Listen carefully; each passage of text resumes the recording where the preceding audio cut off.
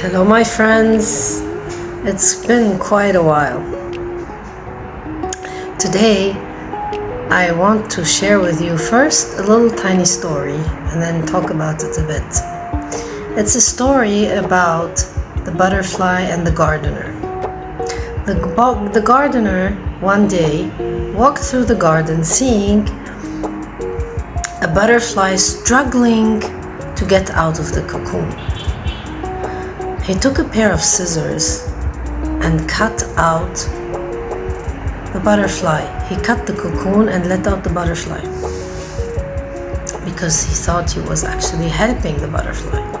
And then he was expecting the butterfly to just immediately spread his wings and fly away. But that didn't happen. The butterfly, very short-lived, he was crawling on the ground with shriveled wings and a swollen body, and he didn't live very long. He couldn't fly.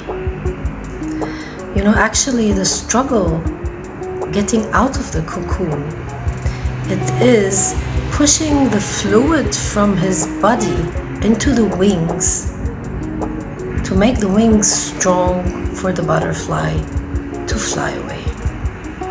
So the struggle actually of the butterfly to get out of the cocoon is preparing the butterfly for his life. So what do we learn from this? Remember always, when you're going through struggles, it is preparing you for what life has in store for you. It is not always good to take the easy way out. For example, if you give a friend a fish to eat at night, he can eat one time. But if you teach him how to fish, then he can eat for a lifetime. For example, if your child comes and says, "Mom or Dad, what is the meaning of this word?" you can easily tell him or her that it means this and this. But what if you rather teach him how to use the dictionary? Then he will also not know only the meaning of this one word, but all the words that ever come up. I am rather strict with my kids, but on purpose, because I was always the princess of my dad, and then I learned the hard way that life is not that easy after all. I didn't want that for my kids. I want them to be prepared for life, because if you think that going through school is hard and then going through university is harder, the hardest you can ever go through is after that, which means life. Life is the highest mountain to climb, and I want my kids to be prepared.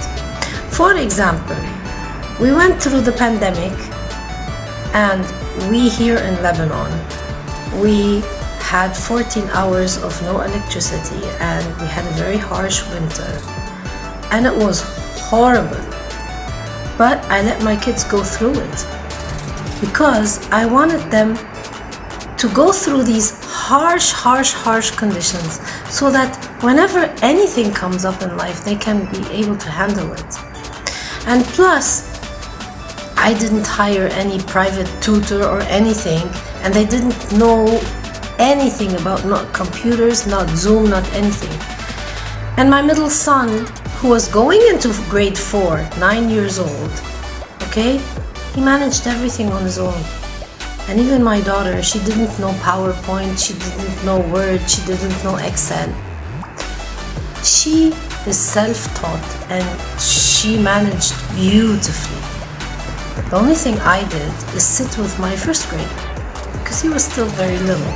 But I gave him the base. Now he's studying on his own.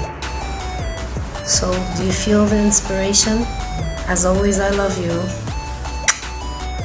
Be inspired.